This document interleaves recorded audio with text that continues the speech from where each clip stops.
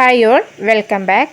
Video കുറച്ച് ലേറ്റായതിൽ ക്ഷമിക്കണം എല്ലാവരും. എനിക്ക് കുറച്ച് ഫിസിക്കലി ബുദ്ധിമുട്ടുള്ളത് കൊണ്ടാണ് ചെയ്യാൻ കഴിയാതിരുന്നത്. അപ്പോൾ കഴിഞ്ഞ 2 ദിവസങ്ങളിൽ ലാസ്റ്റ് ജില്ലകളിൽ കൂടെ LPSAയുടെ UPSAയുടെയൊക്കെ ഷോർട്ട് ലിസ്റ്റ് വന്നിരുന്നു. ഇതോടെ എല്ലാ ജില്ലകളിലും 14 ജില്ലകളും LP UPയുടെ ഷോർട്ട് ലിസ്റ്റ് വന്നു കഴിഞ്ഞു. അപ്പോൾ LP UP എക്സാം എഴുതിയവരെ അറിയാത്തവരൊക്കെ ഇതൊക്കെ ഒന്ന് പ്രൊഫൈലൊക്കെ ഒന്ന് ചെക്ക് ചെയ്യുക. അപ്പം ഇന്നലെ വന്നിട്ടുണ്ടായിരുന്നത് LP സ്കൂൾ ടീച്ചർ കോട്ടയം ജില്ലയിലാണ്. കോട്ടയം ജില്ലയിൽ കട്ട് ഓഫ് 39 മാർക്കാണ്. അവിടെ മെയിൻ ലിസ്റ്റിൽ 205 പേരാണുള്ളത്. സപ്ലിമെൻ്ററി ലിസ്റ്റിൽ 198, ഡിഫറൻ്റ്ലി ഏബിൾ ആയിട്ടുള്ളവർ 9. അപ്പോൾ അത് ടോട്ടൽ ലിസ്റ്റിൽ 412 പേരാണുള്ളത്. അതേപോലെ അതിൻ്റെ മുമ്പത്തെ ദിവസം കഴിഞ്ഞതിന് മുമ്പത്തെ ദിവസം LP കാസർഗോഡ് വന്നിരുന്നു. അതിൻ്റെ കട്ട് ഓഫ് 44.67 ആയിരുന്നു. അതിൽ ടോട്ടൽ 1015 പേരായിരുന്നു ഷോർട്ട് ലിസ്റ്റിലുണ്ടായിരുന്നത്. മെയിൻ ലിസ്റ്റിൽ 505 പേരും 438 പേർ സപ്ലിമെൻ്ററി ലിസ്റ്റിലുമാണ്. ഡിഫറൻ്റ്ലി ഏബിൾ ആയിട്ടുള്ളവർ 12 പേരുമാണ്. അപ്പം ഇതെനിക്കറിയാം, 2 ദിവസമായി ഇത് വന്നിട്ട്, ഇന്നലെയും മിനിഞ്ഞാന്നും. അപ്പോൾ ലേറ്റായതിൽ എല്ലാവരും ഒന്നുകൂടെ ക്ഷമിക്കണം.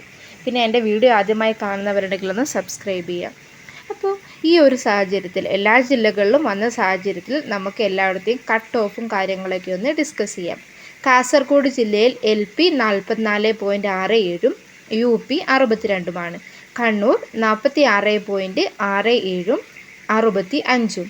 Wayanad 42 LP 62.33 UP.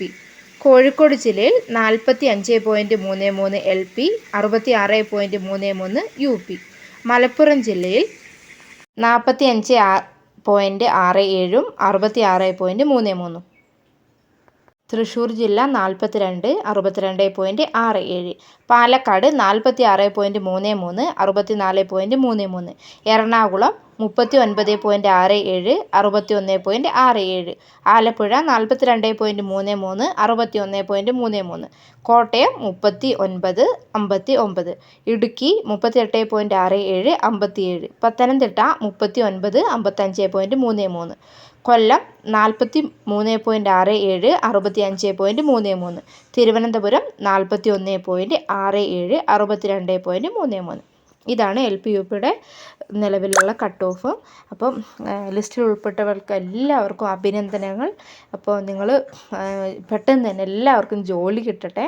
അപ്പോൾ കുറേ പേര് ചോദിക്കുന്ന കുറേ സംശയങ്ങൾക്കൊക്കെ കുറച്ച് ഉത്തരങ്ങൾ പറയാമെന്ന് വിചാരിച്ചാണ് ഈ വീഡിയോ കൂടി ചെയ്യുന്നത്. അപ്പോൾ നിങ്ങൾ തംബ്നെയിലിൽ കണ്ട പോലെ തന്നെ കുറച്ച് കാര്യങ്ങൾ കൂടെ ഇതിൽ പറയുന്നുണ്ട്.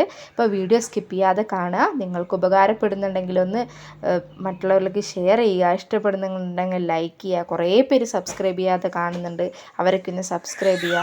നിങ്ങളാണ് നമ്മുടെ എനർജി, നിങ്ങൾ സപ്പോർട്ടാണ് ഞങ്ങൾക്ക് എനിക്ക് പുതിയ വീഡിയോ ഒക്കെ ചെയ്യാൻ പ്രചോദനമാകുന്നത്. അപ്പം നമുക്ക് ബാക്കി കാര്യങ്ങൾ ഡിസ്കസ് ചെയ്യാം.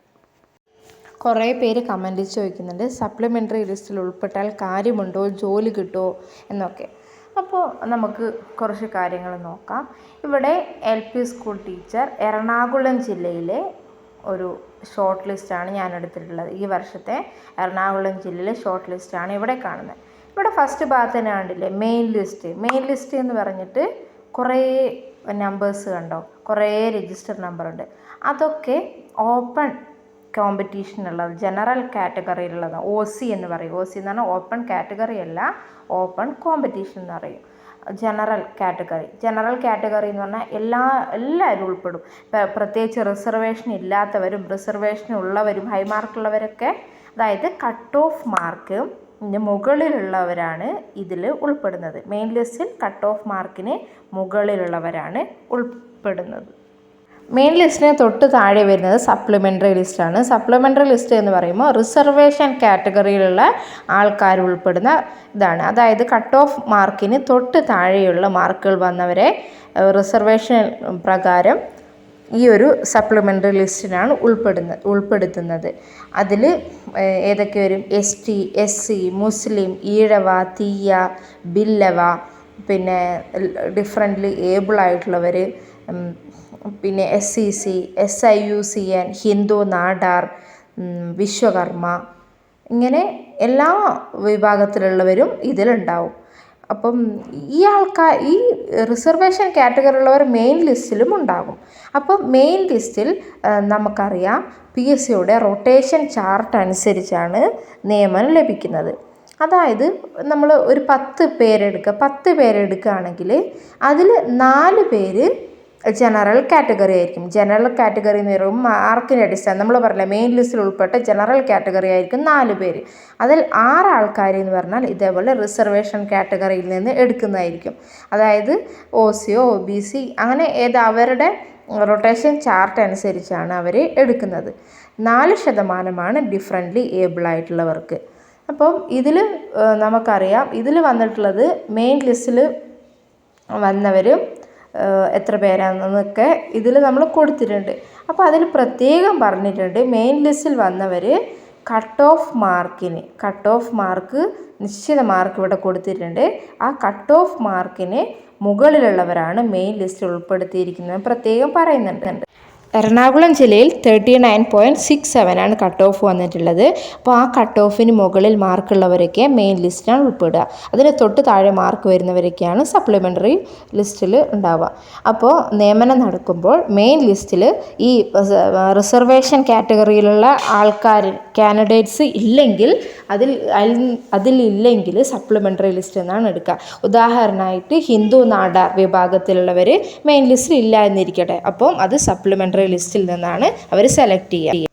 പിന്നെ കുറേ പേരുടെ സംശയം, ഇൻ്റർവ്യൂവിൽ നന്നായിട്ട് സ്കോർ ചെയ്താൽ ഈ സപ്ലിമെൻ്ററി ലിസ്റ്റിലുള്ളവർക്ക് മെയിൻ ലിസ്റ്റിൽ എത്താൻ പറ്റുമോ എന്നാണ്. അത് ഒരിക്കലും പറ്റില്ല, മെയിൻ ലിസ്റ്റിൽ ആവില്ല, സപ്ലിമെൻ്ററി തന്നെ ഉണ്ടാവുള്ളൂ. പക്ഷേ നിങ്ങൾക്കൊരു കാര്യം ചെയ്യാൻ കഴിയും, സപ്ലിമെൻ്ററി ലിസ്റ്റിൽ റാങ്ക് മുൻപോട്ടാവാൻ കഴിയും. ഫസ്റ്റ് റാങ്കൊക്കെ നമുക്ക് സപ്ലിമെൻ്ററി ലിസ്റ്റിലും കുറേ റാങ്കുകളൊക്കെ ഉണ്ടാവില്ല, ഏറ്റവും മുൻപിലെ റാങ്കിലേക്ക് നിങ്ങൾക്ക് മാറാൻ കഴിയും. അപ്പോൾ മെയിൻ ലിസ്റ്റിൽ റിസർവേഷൻ കാറ്റഗറിയിൽ ഏതെങ്കിലും, ഇപ്പോൾ OBC ആണ്, OBCയിൽ ആളില്ലെങ്കിൽ താഴെ സപ്ലിമെൻ്ററിയിൽ നിന്ന് എടുക്കുകയാണെങ്കിൽ ഇപ്പം നിങ്ങളുടെ റാങ്ക് മുൻപിലാണെങ്കിൽ നിങ്ങൾക്ക് വേഗം ജോലി കിട്ടാൻ സാധ്യതയുണ്ട്. അപ്പോൾ നന്നായിട്ട് പ്രിപ്പയർ ചെയ്ത് എക്സാമിൽ ചെയ്താൽ സപ്ലിമെൻ്ററി ലിസ്റ്റിലുള്ളവർക്ക് ഒരു പ്രതീക്ഷയുണ്ട്. ആരും ടെൻഷനൊന്നും അടിക്കേണ്ട, പ്രതീക്ഷയില്ല എന്ന് പറയാനുമില്ല, പ്രതീക്ഷയുണ്ട്, ചിലപ്പം കിട്ടിയേക്കാം. അപ്പം അഥവാ മെയിൻ ലിസ്റ്റിൽ വരാത്തവരൊക്കെ ടെൻഷൻ അടിക്കേണ്ട, നമുക്ക് അടുത്ത എക്സാമിൽ പിടിക്കാം. ഇനിയും എക്സാമുകൾ വരാനുണ്ട്. അപ്പം PSCയുടെ റൊട്ടേഷൻ ചാർട്ട് ഓരോ LGSൻ്റെയൊക്കെ വ്യത്യസ്തമാണ്. അപ്പോൾ ഈ ഓരോ കാറ്റഗറിയുടെ റിസർവേഷനും ഇതൊക്കെ റൊട്ടേഷൻ ചാർട്ട് അനുസരിച്ചാണ് അവർ തീരുമാനിക്കുന്നത്. ഇപ്പോൾ 2ാം റാങ്ക് കിട്ടിയ ആൾക്ക് ഒരിക്കലും രണ്ടാമത് ജോലി കിട്ടില്ല. അതിൽ റിസർവേഷൻ ഉള്ളവർക്കൊക്കെ ജോലി കൊടുത്തിട്ട് അടുത്ത് കിട്ടും. അങ്ങനെ ഒരു ചാർട്ടുണ്ട്, അതിനനുസരിച്ച് മാത്രമേ കിട്ടുള്ളൂ. അപ്പം നിങ്ങൾ ടെൻഷൻ അടിക്കേണ്ട, ചിലപ്പം 165ാം റാങ്കുള്ളവർക്കൊക്കെ ആയിരിക്കും 3ാമത് ജോലി കിട്ടുന്നത്, അങ്ങനെയൊക്കെയാണ്. അപ്പോൾ നിങ്ങൾ ധൈര്യമായിട്ടിരിക്കുക. എല്ലാവർക്കും എത്രയും പെട്ടെന്ന് നല്ല ഒരു ജോലി കിട്ടട്ടെ. അതോടൊപ്പം ഇൻ്റർവ്യൂ ഒക്കെ നന്നായിട്ട് അറ്റൻഡ് ചെയ്യാൻ കഴിയട്ടെ എന്ന് പ്രാർത്ഥിക്കുന്നു. അപ്പോൾ എൻ്റെ ചാനൽ പുതിയതായിട്ട് കാണുന്നവർക്ക് സബ്സ്ക്രൈബ് ചെയ്യുക, ഫ്രണ്ട്സിലൊക്കെ കൂടെ എത്തിക്കുക. Okay, bye. പുതിയൊരു വീഡിയോയുമായിട്ട് വീണ്ടും കാണാം. താങ്ക്